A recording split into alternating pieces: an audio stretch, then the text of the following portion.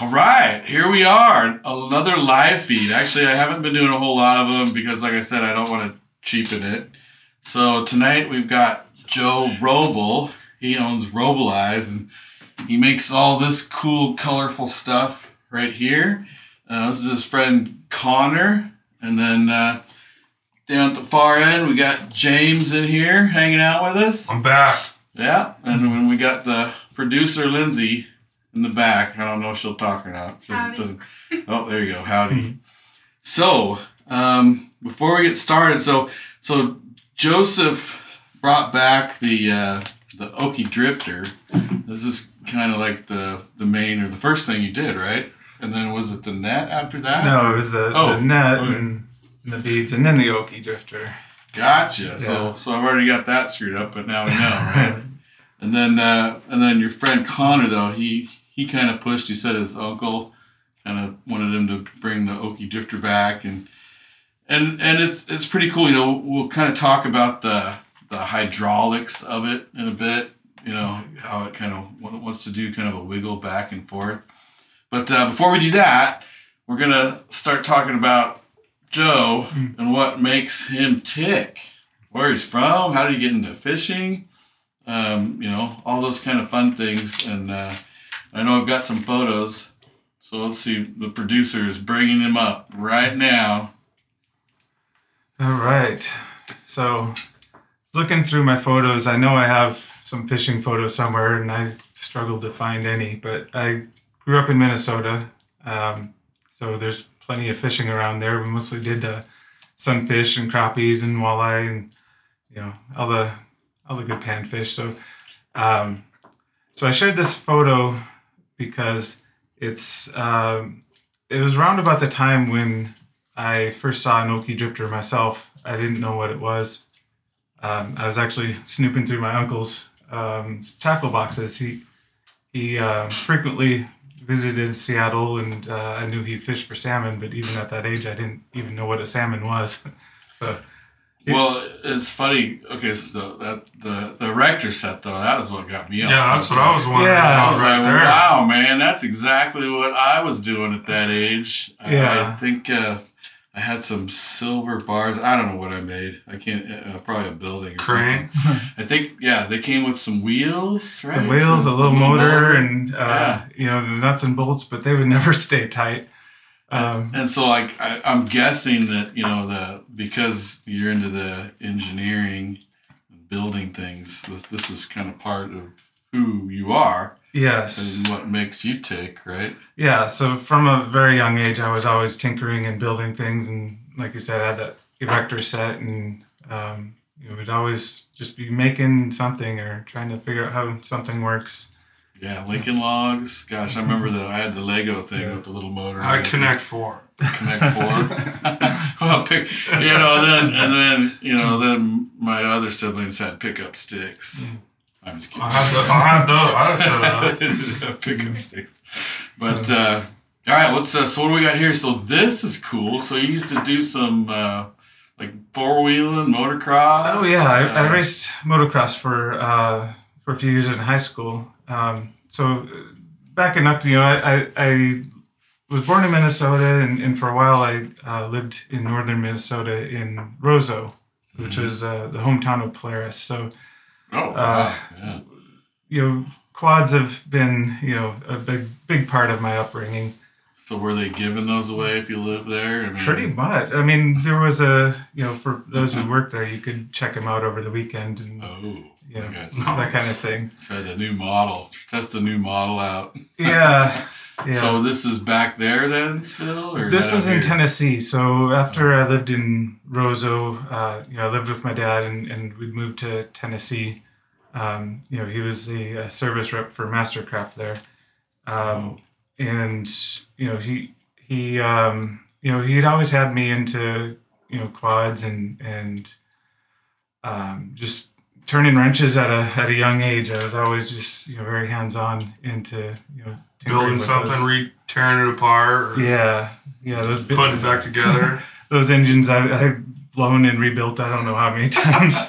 Yeah, we used to have next to my parents' house growing up. There was an empty lot, and we turned it into a big dirt bike track for motorcycles and go-karts. And we used to seize those little Briggs and Strattons up all the time and tear it apart. Get it going again. And then my brother and his friend would seize it, and then I would fix it. That's not a lie there. I could justify that one. Yeah, I can see that. Anyway, so what do we got here? This looks like a one of your first. You got a hand there, so I'm assuming this meant something, like it's big. First big trout. Yeah, so this was the first one I caught when I moved to Oregon. So we kind of, so when I eventually got to Oregon, fishing wasn't part of my life for a while before that, because I stopped fishing when I was in Tennessee because I didn't much care for catfish fishing. So where was that at? I mean, maybe you don't want to give it away, but we don't have to say river names. Yeah, a secret spot. Oregon coast. I don't have a strong rule. I mean, no worries. You're hesitating, so keep going. What got you into fishing? Well, I was like fishing from a young age, and then it, like I said, it became kind of not part of my life while I lived in Tennessee, and even I lived for about 10 years in Arizona, where I don't even know where to find water there. So it's just trout fishing, probably. Cactus fishing. Some big reservoir. Yeah, there was a reservoir nearby, but it was always so crowded that it just didn't appeal to me. Yeah. So it was, a few years after I moved to Oregon, when I visited a family back in Minnesota, and we went fishing there, and I kind of got bit by the fishing bug again, and realized, well, I could be fishing here at home again, and but I'd never done river fishing. I didn't know the first thing about it.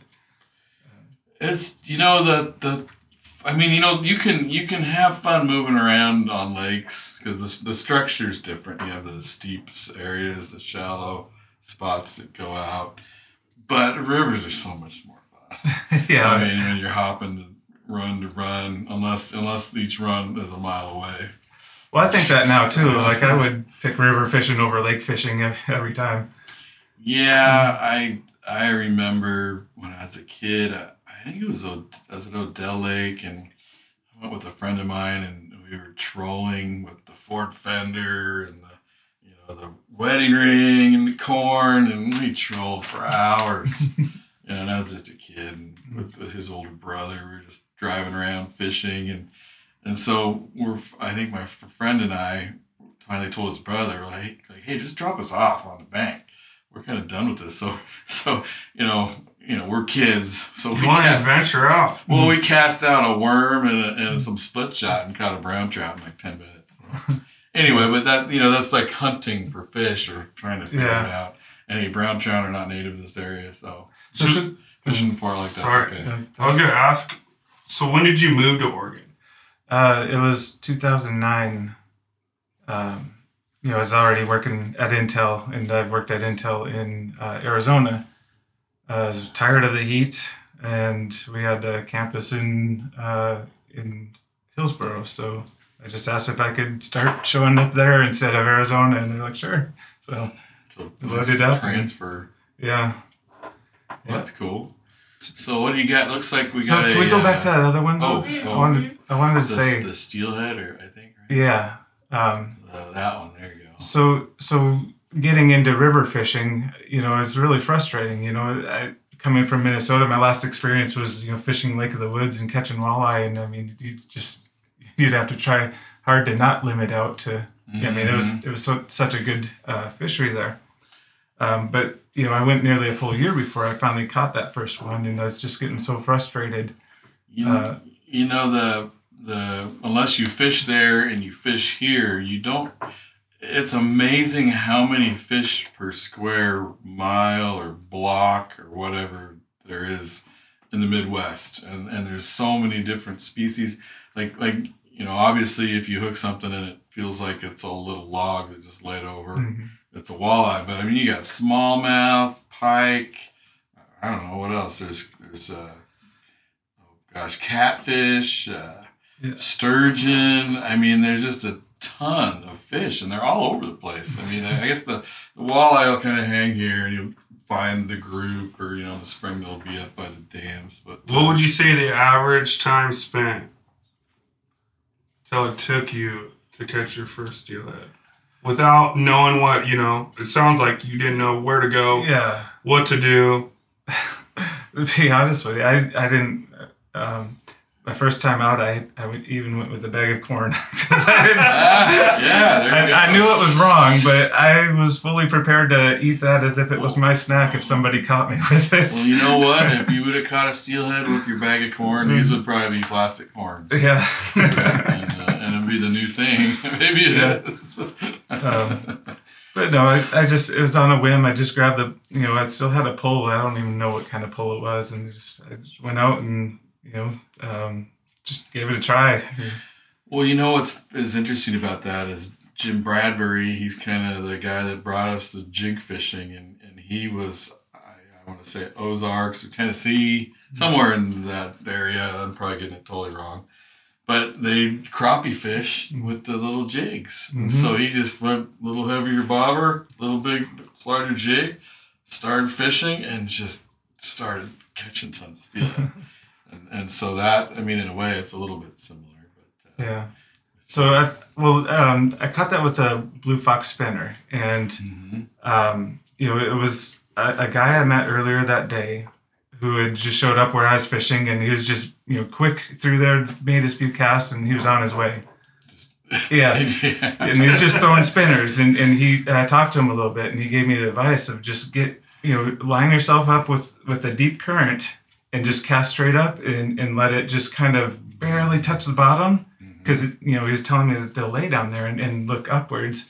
And just watch for stuff to come by and grab it. So he was telling you to drift fish them, like upstream, and just let them flutter down, do a big bow. Fish. Yeah. So I found, and that works. Actually, it still works. Yeah. I found a lot of rivers that really works on. You'll have it just stop like a snag, and you're like, oh man, there's another spinner I just lost. And there goes $5. Right. Then everything explodes. Yeah, but I caught a huge steelhead on the Molalla right there at the park. There's a run, and it just goes down, I don't know, 10, 20 feet. And I was doing exactly that. Cast up, ding, ding, ding, ding, ding, ding, ding, ding, ding, ding, ding. And it stopped. And then you feel that like the rock just moved. Yeah. And then the fish is just figured it out, and so did you. Anyway. Yeah, no, that's great. That set the bug, though. It did. Well, yeah. It was the first one. Your adrenaline's going, and you're just pumped, and it was such an exciting moment to finally get one, and it was based on the advice that the guy had just given me that day. So, I think that's what a lot of people don't realize. And it showed with the trip that we just did over the weekend was we took out one of my coworkers. He's never even touched a pole before, never even been fishing. And I said, dude, you can come out and go steelhead fishing with a couple of my buddies, and I'm sure we could try to, show you a thing or two. And it was crazy to see, because he was thrown to the wolves going to steelhead fishing. Oh, and by the end of the day, he's casting and he's putting it in the slot, dry line driving it. And I was like, it was funny because, Herb was like, oh, you should have probably took him to a trout pond or something. At least get him excited to catch a fish. But, I think that's how I kind of started. Was steelhead was my passion when I met Tony, and I didn't even fish for salmon. I said, I'm going to fish for winter steelhead, summer steelhead, and that's it. Yeah, it's exciting, and it's it's fun, and can be relaxing too, I guess. Super rewarding when you actually do hook one.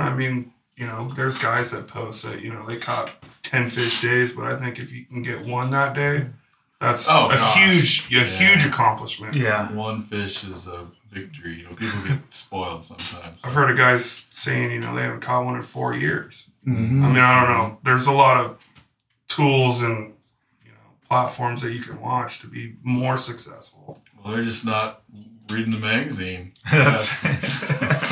Maybe checking the dam counts. Maybe that's part of it too. So let's go to the next one. Looks like we've got maybe your first Chinook coming up here. Yes. Oh my gosh, that was. I think. that might still be my personal best. I don't remember. I mean, it was 18. Just So is Springer? it the coast, or where Yeah. did you get that? It was on the Trask. I don't care. Oh, I'll say their names. Oh, Yeah. man, we busted. No, it was. Oh, everybody fishes a Bleep track. that out, man. Bleep that out. Yeah. So that actually, there's another spinner story. Was that on a spinner too? I was actually bobber fishing, and it was a misty morning, and I saw a school of them swim by. I threw down my bobber pole because I had my spinner rod just right there next to me, and I cast it up, and I actually got it. I couldn't believe it. Yeah, I remember being with Nick, same thing, and he was going up the river, and boom, cast a spinner, brought back this great big Chinook. I'm like, wow, nice. Yeah. I'll probably put a big fight. So He was like, let's go back. So who? Obviously, you got that fish there, but who are those other two people? That's my oldest daughter Morgan, and my son Liam. Liam. Well, Yeah. So this was a few years ago. They're a bit older now. it happens, right? Yeah. So now, what do we got coming up here? So that's the whole family, your wife, right? And then is there a new addition on the far right? Yeah, so it's my oldest daughter Morgan, my son Liam, and youngest daughter Ruby. This was just and my beautiful and tolerant wife Leah. Sometimes, right? Yeah, you say you want to quit your job to play with beads in the garage. It's a good way to was that a tough sell? Oh God! No, It's a good way to get throat punched a lot. No, she never did that, but it was a tough sale. Oh yeah, the fishing business. So this is down. It looks like at the coast somewhere again. Yeah, this is a popular spot again, but this trying to get the kids out and get interested, and it was kind of an off time of the year. I didn't think there'd be much there, but it was just awesome to be out there. It's just fun to go to the river and check it out and take in the scenery. See the wildlife, scenery. I think it should be required for all kids. So now I'm gonna. Here we go. Is this off the Oregon coast somewhere? Yeah, this was what 2 summers ago, Connor. You took me out on. With I think it was like pastime fishing adventures. Yeah. That's a nice fish. That's like the perfect eater size. I don't know, was that 20-something pounds? Yeah, it was really fun to catch. Was that your first halibut? Yes, and even my first time motion fishing. What did you think of that? I loved it. It was a lot of fun. I mean, I think I was lucky with the conditions that day because it was super sunny calm. It and looks very calm. Yeah, I mean, a little bit of chop, but doesn't look much. Yeah. Here you are at the official office, right? So no, this all right. Oh. This was my first 3D printer. That's what that is there. Okay, the This box is where there. it all started. This is, and it's. Do you use the same program though for the printing, or is it a new Not program anymore. too? I've gotten into deeper things. Okay. But this picture, I mean, it's not often that my wife would just randomly take a picture of me, but I think it was in that moment she realized that she effed up by getting me. She got that printer for me for Christmas. It's like the new erector set. Yeah. What was your first thing you 3D printed? Probably an octopus or something. Like you can download models from online sources that just. I thought it wasn't like a "I love you" heart. For No. your life, Yeah. Something to think about maybe. Yeah, In a few weeks. Did it take 6 hours to print? It was a little quicker actually. It's kind of smaller, but I mean, it was really cool because I've been a software engineer for I was at Intel 23 years, and it was kind of I loved building things in software, but you turn off the computer and walk away, and those things don't exist anymore. Yeah. So that's why I really liked the 3D printing is you can actually leverage some of those software skills and build a physical thing. Yeah. And that was just like mind blowing to me. So It's crazy some of the models that people are building off. We got some cool shots here that will show a lot more detail of what's going on. Yeah. I don't know if they're So is this you guys? Right Yeah, here? this is Connor and I. We were out fishing. I won't say the name of that I river. zoomed but in a little bit, just in case, because now it looks like it's anywhere. It could be Eagle Creek. It could be anywhere. Just the river. They're all the river. So how did you and Connor meet?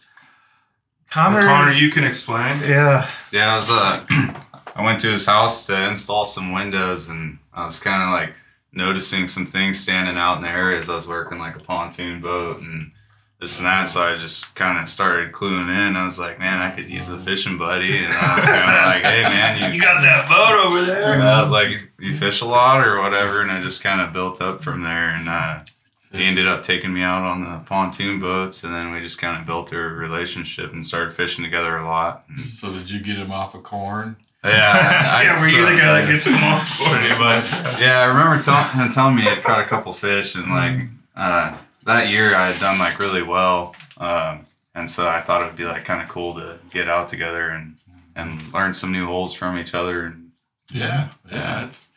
It's funny the corn thing. I actually took Lindsay and her sister to the Willamette one time. And just to get them into fish, right? And I was like, well, if I put some corn and a sinker out there, it won't be 5 minutes. And it wasn't 5 minutes. The rods are just, and carp are like just going crazy. I don't know. Do you remember that at all, vaguely? I feel like I remember using corn.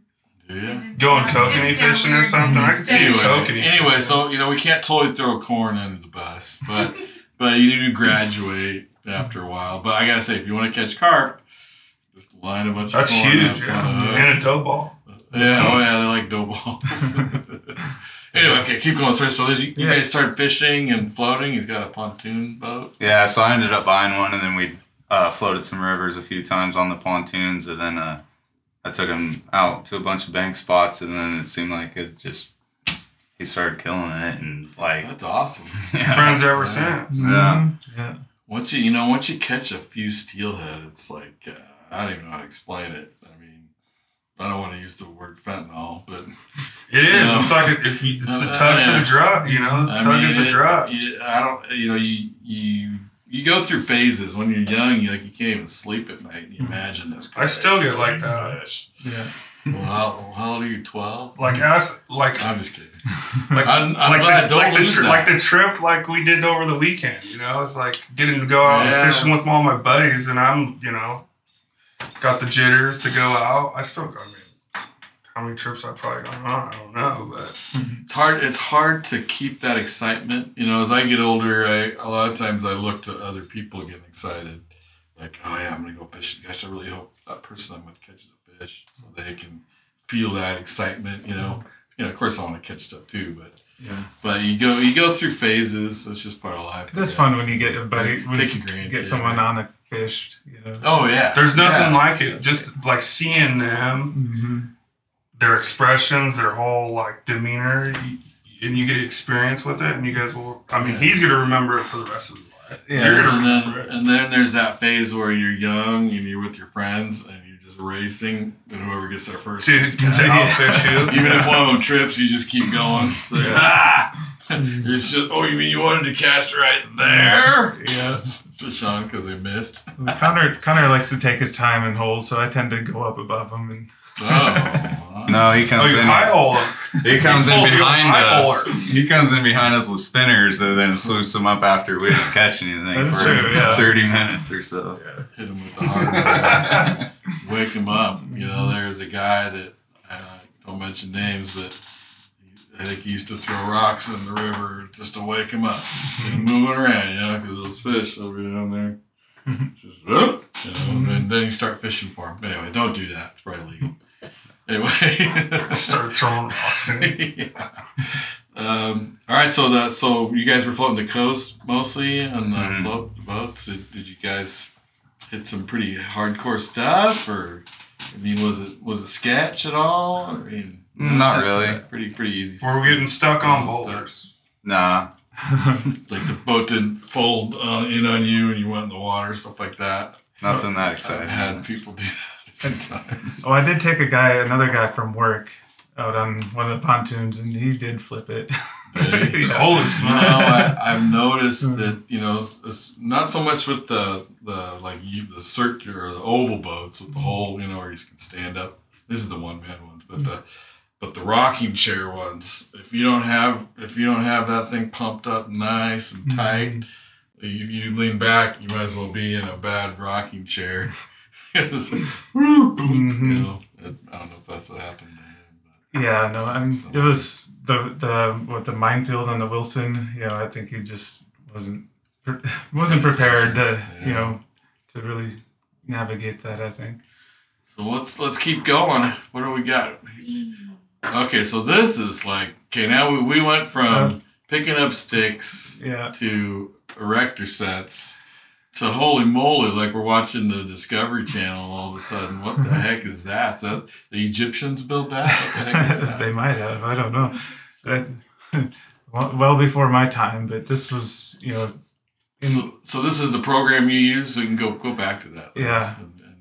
And so it shows the two pieces, obviously, or is it two pieces? The red side is the CAD, what it looks like in the CAD software, just the model that I made for the Okie.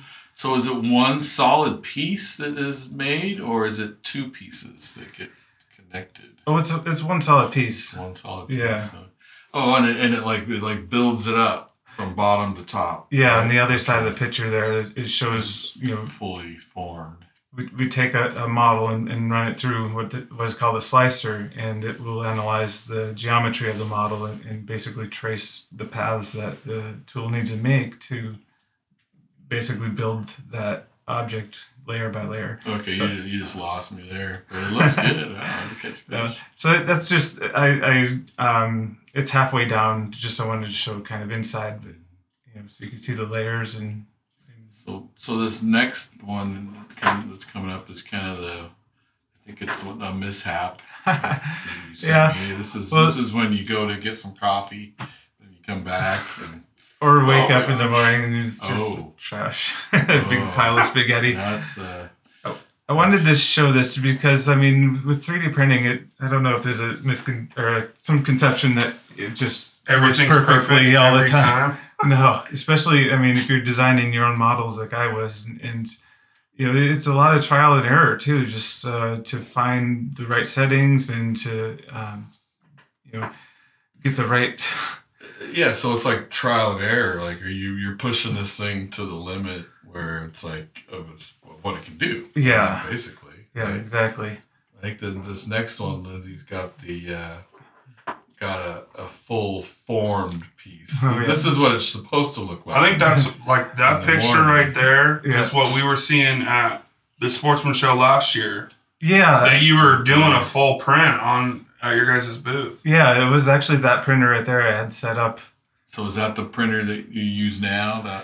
It's one of them. Yeah, I've upgraded to different printers now, but this is I included that shot because I took that picture because it was the first time I'd programmatically made that stack because my computer is just not powerful enough to do all the slicing that you saw on the previous screen to draw all those paths. I mean, you're talking. So if you were to imagine the orange block as slices of pizza, is all that data stored for every single slice, or does it just step and repeat? You know what I mean? It's a series of commands, and for something that big, you're talking about tens of millions of lines. So the whole thing is one big piece of programming, not just step. But in layers, right? Yeah. Because each layer has a different diameter, especially what'd you say on the Okie? That's because that last picture with the Okie, the measurement from the bottom, obviously, to the center to the top is going to be completely different. Yeah. So I still use the slicer to basically generate a full height Okie, but then I use software to code that I wrote to build the actual stacks to stack them one on top of each other. Because to just print a few at a time, I mean you'd be constantly babysitting. Taking every you hit go and go to bed. And how many is in that in a stack? Oh, I should have given a count. I don't know. You could figure it out by. I'd say there's 20 stacks. I want to say it was 100 beads. Oh, it was more like 1,000, maybe even 2,000. Oh, dang. wow. Okay. All right.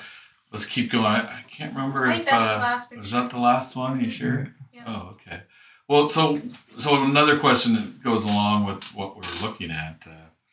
You have to preload your colors. Like, does each printer handle a certain color, or can you swap it out easily, or how does that? Yeah, you can change the colors. I mean, you can't. Printers are advancing a lot, to this day, where now there's printers that can swap colors for you. But typically you'd have just one color that you're printing with, and you can pause it and switch the colors yourself and put it. It's got to slowly push through the tubing though. Yeah. Like you get a weird one, and then those are probably special. The ones in between colors. It's like yeah, getting models. mixed a little bit. Yeah.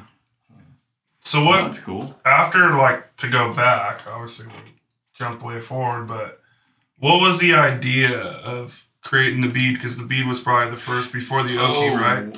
It was. Okay, so why don't you show them? So you have they're called Mercurial beads, and well, you did the net first, but then you went to these beads, and the whole idea of it is you can literally take it off and on of your line without re-rigging everything, right? Yeah. Keep your leader length though. So hey, why don't you zoom in, and Joe's gonna show you guys how this works, and I gotta say it's pretty cool because you can just change color, you can change your size, right? Yeah. So we have a question. All right. John says, "Is plugs coming soon?" So maybe I want to make a plug that dives straight down. I want a plug that I can fish like a spinner, and maybe there's one that exists, but I don't know. If somebody can comment if there's a plug that just dives straight down, you can fish like a spinner. I would like that. Diver and bait kind of thing, or something like that. Sorry to get off topic. There It's is okay. one more question. Well, we'll come back. Okay, let's do the question. It's just if there's going to be a Robolize booth at the Portland show. Yes. And Yes. have Okie Drifters. Yes. Yes. Nice. Yes. Very. But you can buy them here for $100 a pack, free shipping. Yeah. That's happening. So let's go back. We'll come back to the questions. We want you guys to ask as many questions as possible, and then we're gonna have. But this is pretty revolutionary right here. Yeah, 3D printed bead. The sky's the limit. Is that the word? I don't know what I'm saying. I think so. So okay, Lindsay's got you zoomed in. Okay. So why don't you show everybody how this works? So this is a hard bead with a spiral groove that goes all the way through. I'm trying to rotate so you can see it just goes all the way through the bead here. And I have a line with this bobber stopper. It's already on it, and it comes with these stoppers. So to put it on your line, all you have to do is route your line through that groove, and now it's on your line, but you're gonna want to lock it into place. So I'm gonna pinch the stopper and twist it down. I see. Over the rubber stopper. Yeah, I got you on top. I got you. There's threads inside that hole to help it. Oh wow! Latch on. Jeez, Yeah, that's crazy. that's the thing about 3D printing is complexity is free. It's limitless. Yeah. So I don't know that you could even design this bead other ways. So let's see if I can do this. Hopefully my fingernails are clean. Okay, so you got it twisted. You got it twisted on here. Yeah. So I got it off, and then I'm assuming you come around. Hopefully you guys can see my fingers. And just like that, boom. Can you put it on, T? And you can take different. That's the coolest thing colors. right there. Yeah, you don't have to tie a bunch of leaders. I've never done this before, so there it is. Well, so you grab I have the wrong. You grab a special one I was going to show. Oh, this one is a special, so I'll take it off. Okay, so let's show me the special bead. Okay. Well, I wanted to show this too because I try to turn it where the camera can see it. It's not a great color contrast, but basically I'm trying to show that in the hole. We'll explain it. There's a tube. There's these rubber toothpicks. Okay. This one is. See the toothpick. Yeah. This one's the wedgies. It's pink. You can just see the little pink dot there. Yeah. So by just inserting one of these in the bead and cutting it off. Oh, I got it. You don't even need to stop. It grabs. Yeah. It puts pressure against the side of the bead on the inside. Yeah, like feel how snug that is right there. Oh gosh, yeah. Wow, that's pretty cool. So you could adjust way up or way down. Maybe I'm not showing it good, but I mean it's like it's on there. It's like on there. Yeah. That's neat. And like you can change the size, right? You Yeah. can change the color. Change the buoyancy. Mm-hmm.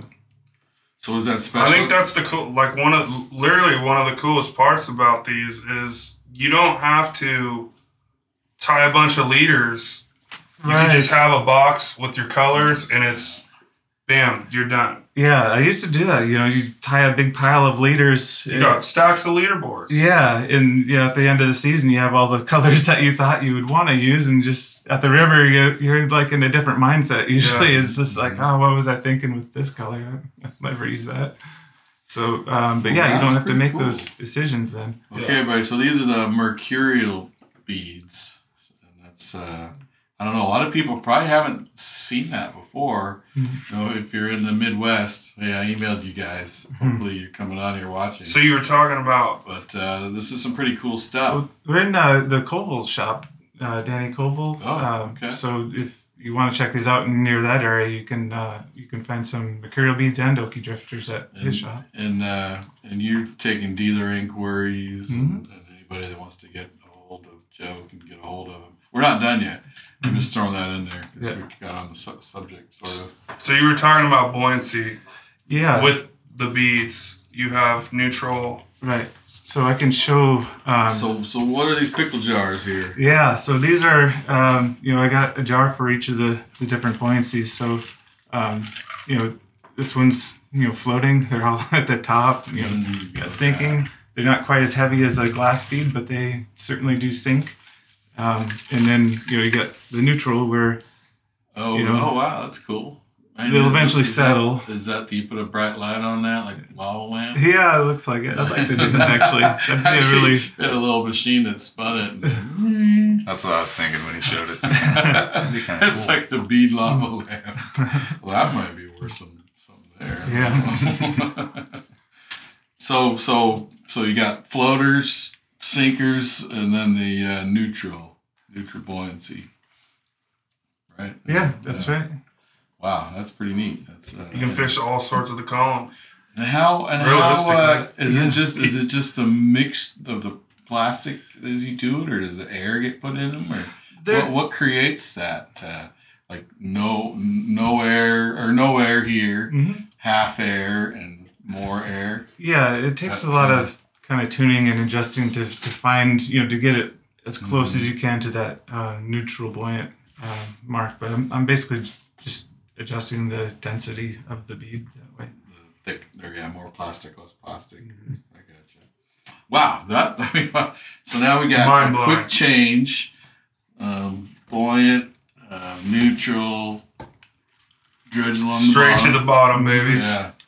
So that's pretty cool. Yeah, it's real nice. Like if you're, hiking up a river and you get to a deep hole, and you just know there's a fish down there and you're trying to get down to it. It's, you just pop one of these on. You know it's on the bottom. Yeah. So now you brought the Okie Drifter back, and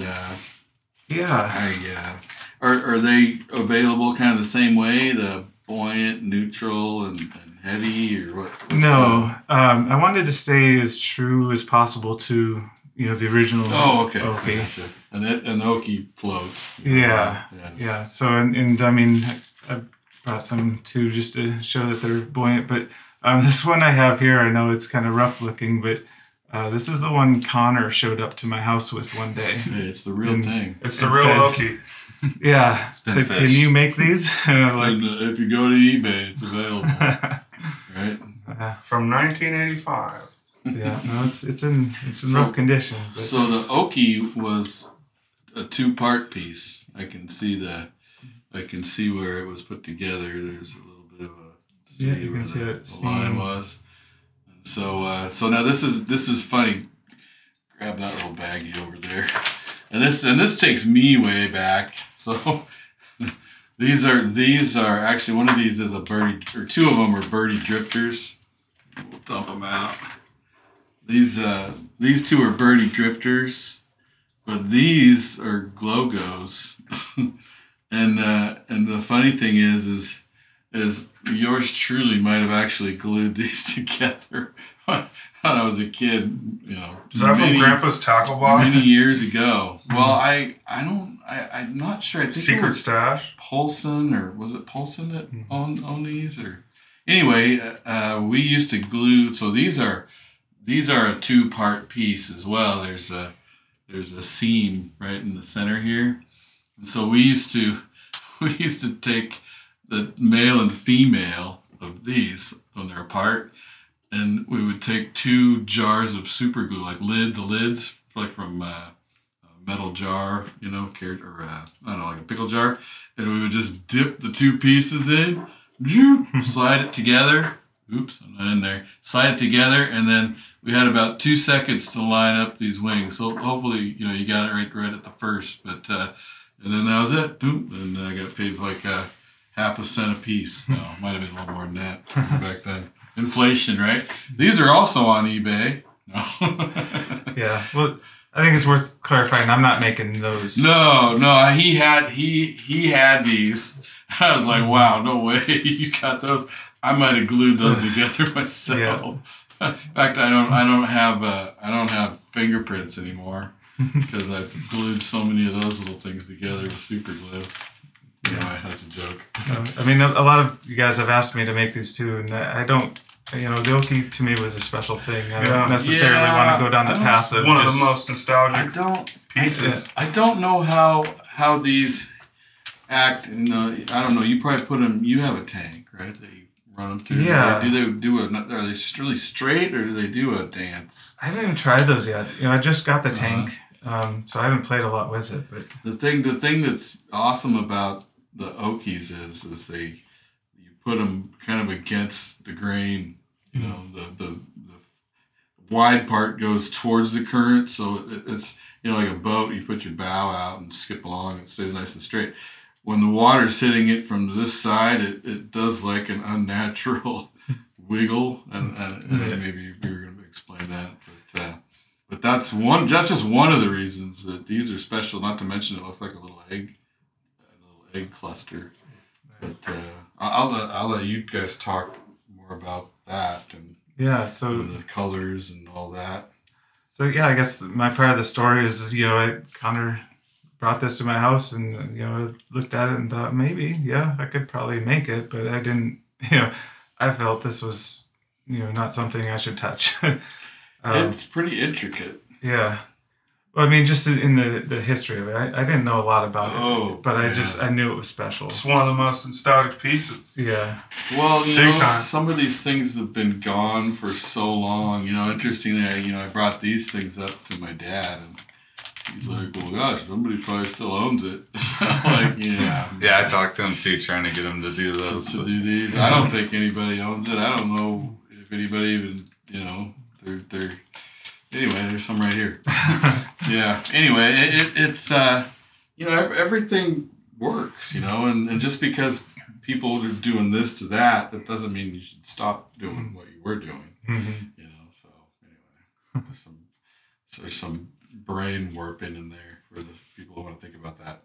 So, and this actually came from your uncle, right? Yeah. So, I don't know if you wanted to say anything. Yeah, he's the one that taught me how to fish, and my whole life growing up. His name's Ryan Clark, and I fished the Coos River and East and West Fork down there, and we ran Okies a lot and beads, and I just grew up drift fishing mainly, and then I went to his house. I was actually buying his boat, and then he's like, I was showing him all our stuff, and he's like, "Man, what about the Okies?" And I was like, "Oh yeah, I don't think they're around anymore," and I kind of started looking into it and then bringing it up to Joe. And then I think it's kind of like, weary of it because it's like, you don't want to like screw things up with anyone. And I think he took the right path, talked to the right people and kind of got an approval on it. And then, once something's gone for a long time, it's kind of a free for all, really. Yeah. I think it was the Bead Bible that I've seen the article in and was like, okay, I'm on board. Yeah. Actually, I got a shout out to Randy Bonner because he went. Shout out to Randy. Yeah, shout out to Randy. Yes. And hey, Randy, we're sorry about the sheep. I mean, this is serious. Cougar killed 2 of them. I think it was last night or early this morning, something like that. Anyway, but Randy and I are going to go fish the North Umpqua with Chris Hargate and his son Gabe this Friday, and we're going to make a video out of that. So keep your eye out for that. The North Umpqua is kind of a famed special place in Oregon. But anyway, I'm sure Chris and his son are experts, and they've been doing really well this year. They just had I think it was a derby last week, and they got a nice brood fish that was sent to the hatchery. But yeah, shout out to Randy because he I think it was last year at the Portland show. Yeah, him and I walked up to the booth. They went. That's right. It was you, wasn't it? Yeah. And then they brought some over to our booth. Of course, I'm always in my booth because I can't get out of it. No. But we were holding down Randy and I. So that's kind of how it all started. And then Joe went to the NSIA dinner in December. I think it was December, right? December. And he brought some more of these. And anyway, so that's kind of going back to you and so now there's another thing we haven't got to yet, which is before we go there. Oh, okay. I just wanted to also clarify, or not clarify, but to state that the profits for the Okie Drifter are being shared with Hatchery Wild Coexist. Mm-hmm. I wanted. It didn't feel right to me to run straight to the bank with this with any Okies that I sell. It's not my thing, and I feel like this is something that belongs to everybody at this point. Well, you're gonna give back, giving back. So that's what you're doing. So. Yeah, so that's it was really important to me that that this money is shared and given to the right people to help our fisheries and just. I guess that's all I want to say about it. I like it. Yeah. And what's it say on the package from old Herzog? Yeah. What's Bill have to say? What's the quote? Oh yeah, simply the greatest steelhead lure of all time. There you go. Hear that? Simply the greatest steelhead lure of all time, Bill Herzog. So yeah, there you go. Cool, and then these are some of the Okie floaties. Or you said you're following the original buoyancy. Yeah. So obviously they're. The question I get asked a lot is how buoyant are they? So they're pretty buoyant, I'd say. Come more into the camera too. Oh, you can actually see it. You can see it. Okay. Is any more comments or questions? How about twist on Okies? Yeah. That's an interesting. Now the idea's out there. Yeah, no, I mean, he's a. I'm gonna leave them alone. I think they're perfect the way they are, and we might see something else like that for me soon, but it won't be the Okie. I like that. And then someone is wondering the cost. Oh yeah, what is a pack of the Okies cost or the bees? Are they all the same price? Yeah, they're all the same price. All the sizes, $5.95 a bag, and say like the size 3, which is most likely the size that you want. There's 6 in a bag. I'm going to open that. I didn't open that one up. Okay. Any other questions? We're also going to do a giveaway, so we'll have a question for you guys to answer, and the first person that comments with the right answer gets we have these 2 packs here. Lindsay, you want to show You can grab that one over there. There is a question from Gary. He says, "Do bead people fish beads the same way in the Great Lakes as out west?" Since you're from Minnesota, they use smaller beads. I can tell you that for sure. Size matters. Yeah. In the Midwest, because the rivers are a lot clearer. I won't say they're all smaller, but they're clearer, somewhat shallower, and the waters can be a lot colder, and so the fish can be a lot more lethargic, and so you want to send them some little tiny little presentation right to them. But out here though, it just depends on the weather. If it's cold and clear and the water's low, then we want to go small. But you get the high green water, then you want to go bigger. So and then they also use they use the center pins back there with the long leaders and the tiny little beads. So it's different. It's different. Totally different and different but the similar. I don't know how to explain it because you are using the beads. Do you make a 20 mil bead? I've played with one. I know. Well, it kind of goes into the soft beads. Like people ask a lot if I'll make soft beads, and it's kind of like, well, I don't know what different to do with them. I feel like but a 20 mil bead, I've made some, but I'm not convinced that a hard bead works as a 20 mil size. Right. I'm still playing with them, and maybe one day, but I think that's where a soft bead is really good. Is it'll compress more and more likely to get the hook. The size. Yeah. Gotcha. So now you've got so we're gonna be doing a giveaway. Actually, let's look at the net first. And then sure. Yeah. And then zoom in here. All right. I think this might be one of the coolest products. Yeah, this is cool. So if you, I don't want to say it's just for like guys that are fishing on the bank, but it's very good if you are fishing on the bank. But you could use this anywhere at any time. Maybe you forgot another net and you want a spare. This could be a spare that you keep stashed or in your boat or something. But this is anyway. Let's see it.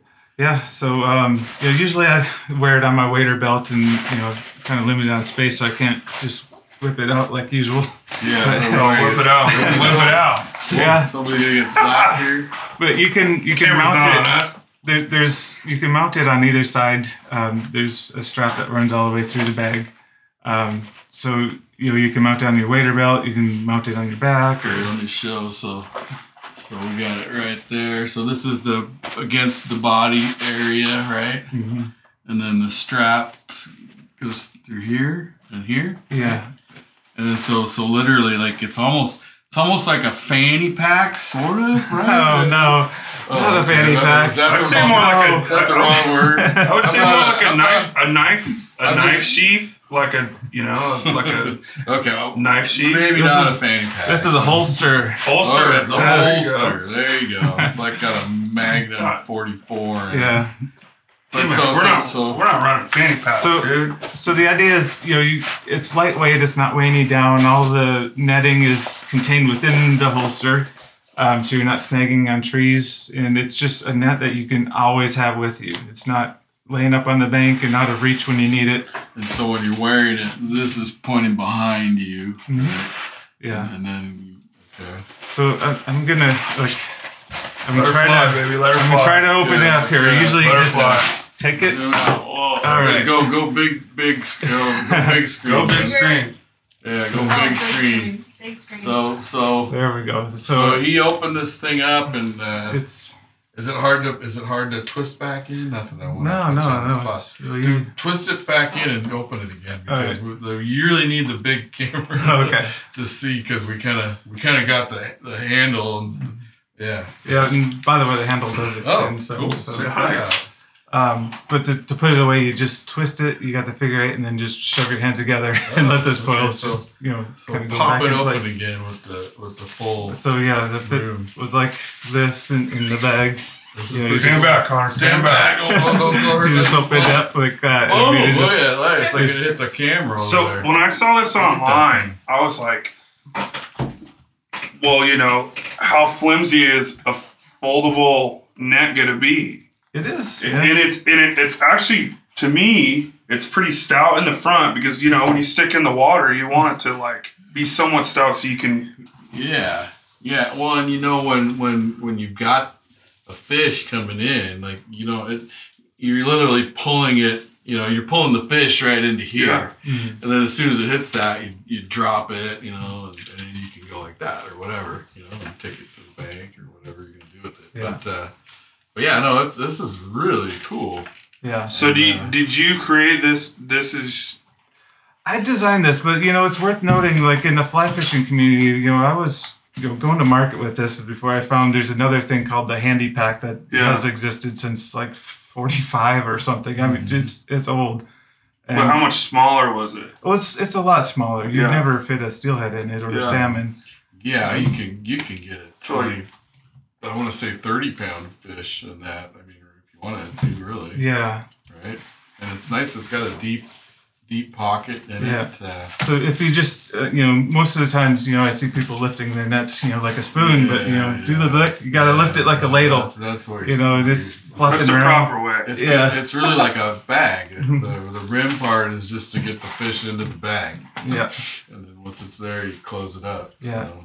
Usually, I mean, you know, with bank fishing, I'm often in the water already. So, you know, even like how you're showing, you know, you do the stabbing motion. And it's like, I don't typically use it that way. Yeah, you want to pull your fish into the net. It kind of teaches you that to not scoop. To not scoop or stab. Play your fish and where you're not bringing in. Yeah. I like to think of this as like the bait caster of landing nets because, you know, it looks the same, but, you know, it takes some practice and you use it a little differently.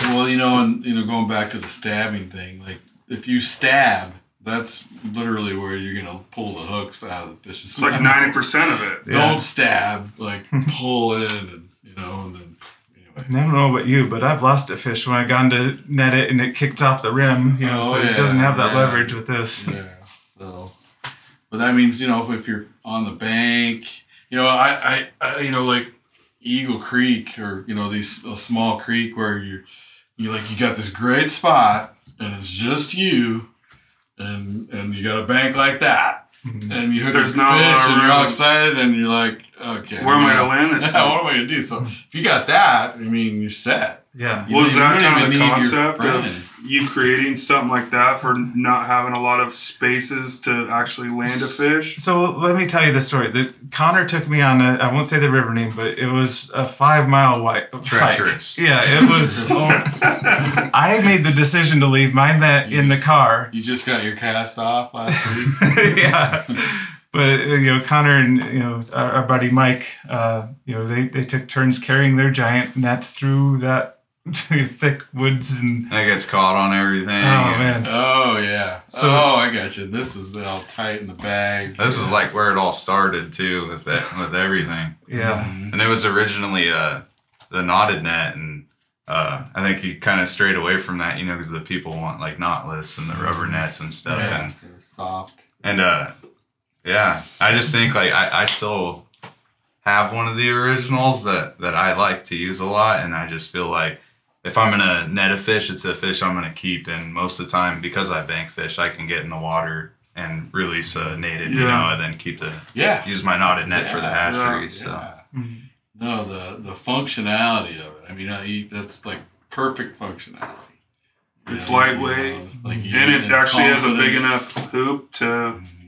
Yeah, it's not one of those triangle ones. Yeah, it's not the little trout ones or triangle. It's actually, it looks like a full-blown normal net.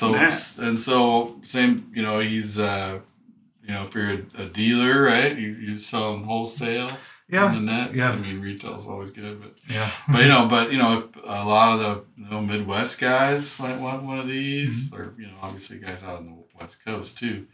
But, I mean, it's like, perfect. I mean, I can physically go into my memory bank and think of the times I could have used that net. And I probably should have. Something like that. I think everyone can that fishes off the bank in any scenario. But like I said, you know, it could be a stowaway in your boat. You know, maybe you want to have a backup because we've all forgot our nets. I forget mine. I'm not gonna lie. We go still fishing. I forget my net. It happens. And then, that would be just like a permanent boat spot one. And then it's like Somebody already commented that you need one. But so you don't have your net. If you're in your boat, it's like okay, I play this thing until it's like laying in the water, and you pick it up, or you bank the boat and beach the fish. But if you've got a backup, you might not have that problem. So something to think about anyway. So you're going to be given this net, and then these two packs right here. You zoom in your lids. And so this one, I don't have my glasses on, but I can tell these are the Okie. Yeah, got all the sizes of all the current colors. So we've got a complete kit of Okies right here. And then these are the complete kit of the Mercurial beads. So what I have in here is actually, there's 6 different colors, but I have, 14 down to 8 mil sizes of each of the colors in floating, neutral, and sinking. So it's kind of like, these are my favorite colors that I like to use, and you got there's some really good colors. I would say that covers all the bases. It's like a season supply. Yeah, a whole season supply. Maybe 2. Yeah, that'll last. That'll last you for a while. Yeah. Heck, even your friends can bum them and give them back to you. Right? You just take it right off the leader, like, hey, dude, you ain't taking that bead. Yeah, well, you're not looking. Oh, I lost my bead. Anyway, so I thought of this question. So we're gonna throw the question out there. So if you guys are ready, these are called Mercurial. What does Mercurial mean? TikTok. So the first person that can comment and get even just slightly close enough to what Mercurial means, doesn't have to be exact, do a comment, and then we will send this to you. I looked it up just because that's how my mind works. I was like, what is Mercurial? Huh? Scratch my head. Anyway, so tell us what that means, and this is yours. John said mysterious. I'm going to have to let him I don't think throw that's that right. out. I mean, maybe. Close. No. Not close enough. I mean, John said my wife's behavior. You're on the track. That's pretty close. Pretty dang close. If he's fast, he can do another comment. Looks like planet Mercury. Oh, we're getting Changes in temp. No. That's right? close. I mean, he's the guy that's gonna. You're the guy that's gonna say Sketchy. it. Yeah, he's the one. He's gonna okay the answer. So keep going. And they can comment as much as they want. Just whoever hits it first. I mean, there are several meanings, and I think the meaning has changed over down. time. Up and down. We're not there yet. No. We'll give it a little bit. I think the closest has been the wife's behavior. The wife's behavior? Oh, yeah. I think if you look up, there's an actual definition, right? Ingenuity. Did I say that right? Ingenuity. Ingenuity. Yeah, that.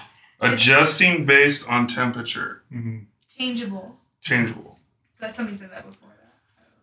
I have no idea. I'm just saying. Now we're going. They're all going on Google. And This guy, he's doubling down now. He's looking it's for gonna take a serious. I mean, he's you're looking some for a- Okies. How exact do we need to be here? Well, no, if he has. Sensitive to changes or rapid change. There you go. Rapid change. I'll Rapid take change. it. There you First. go. You got it. You got it. Whoa, what did you say? Mitch. Oh, God. I thought you said something else. Mitch. You got it, Mitch. Cool. Well, so send, what do you do on Facebook? Do they PM you? Just PM you to. Yeah, send us your, STS. send us your address and Messenger or whatever. I actually know this stuff, sadly. Do I check it? Maybe not. Well, don't worry, I'll check yours, Mitch. Don't worry, we'll get yours. You want to write that down? So, what are we for getting. Also, there's always one little thing, you get. I'd like to actually, say a word about Connor, because I mean, without Connor, I wouldn't be doing any of this, and that's why I asked Connor to come on with me, and he's been, encouraging me a lot and giving tons of feedback, and has shaped these products, all along the way, and it's just been just a good buddy and kind of cheerleader for me to keep going, because I never thought I would ever do this. I didn't have any desire. Like, I was just making stuff because that's what I like to do. I think Connor saw something a little more than what I saw, and really pushed me to do this. So That's awesome. Well, that's awesome, because it's always good to have somebody that gives you those little pokes that you need, and maybe certain people didn't get those pokes and they didn't do what they could have done, But I want to add one more thing, and it would be awesome for more comments. I mean, there were some ideas that popped in here, this or that or whatever, but everybody's brain's ticking right now. Obviously, he's got this magic machine. Doesn't make plugs. I mean, can people contact you for different inquiries of maybe, yeah, on a product or? Yeah, I mean, I just don't tell me your ideas. I don't want to. I mean, I've had that happen a few times. Like, I got this idea, and if I'm already making it, it's like, now you feel like I stole a thunder. Yeah, well, there's things in the works. Well, you can't reinvent a plug, I guess, but the shape, you can change the shape and stuff like that. Like, you can't reinvent a spinner. But you can make, you can put your own twist on it. It's like if you're an artist, anything you do, you advance yourself from learning a ton of other stuff that people have done, and then you put it together in your own mind and you make it your own. And that's how it works. So the more ideas, the more things that you see during your life, and I bring up artwork because there's so many different styles of art. Some sucks, personally, I think. But you got to take the good, the bad, and everything in between, and then morph it into this thing that is you. I know I'm getting way too deep. You're going way deep. I'm getting Mercurial on everybody. That brings something to mind, is like when it just started out with the net, it was like, hey, we got one product, but I mean, you got to have more products to have a business, and I remember being like, man, you should get into beads, because it might bring in more revenue or something to promote the net or to get the net seen or spread it out. And then Joe came back with these twists on beads, and it took me back to drift fishing, where I had to cut my gear to tie on a new one, and then I was just like man, that's genius. Just sitting here and seeing some of them, I'm just like, holy cow, dude, this is revolutionary. This is cool. This is cool stuff. And, do we know that? I mean, you got to be. Are you the first known 3D printed bead? 3D. I can't think of another one. I mean, I generally think 3D printing technology is kind of underutilized in this industry. I think there's a few other people I know that are 3D printing other things, but I don't know of another bead at this point. That's awesome.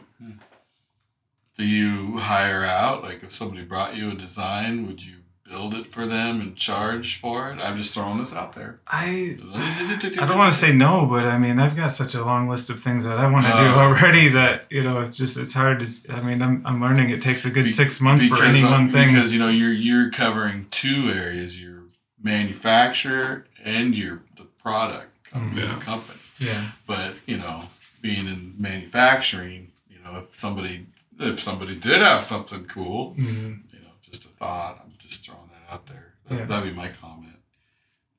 I mean, as I grow, possibly, yeah. I mean, you can pretty much print anything somebody can dream up in their head with a certain size, I guess, right?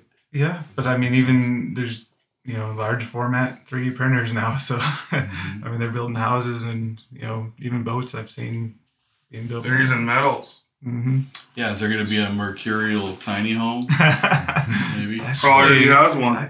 I Okay, I'm gonna run with that idea now. You don't have to paint it. You can just twist it off and put a different color on. So I also want to thank I've got these guys are running some ads with us. It's Red Wing Tackle. You guys, I don't know, they make floats. They also make these pre-cut spawn sacks, which are awesome for eggs or tuna or whatever you're doing. They've got different sizes, 13 different colors. And these are just a few of their colors. You can go to their website and check it all out. But they're also available at probably most of the retail stores in the Midwest. But it's all pre-cut. You just put your stuff in, twist it up, put your stretchy thread, put it on the hook. You guys probably can figure that part out.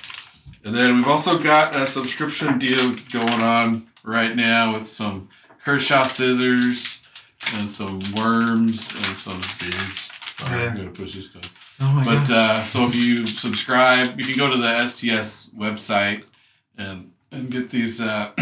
These are like braided line scissors, which are awesome to have because cutting braided line can be a real pain in the behind. And then free pack of BNR beads and some worms.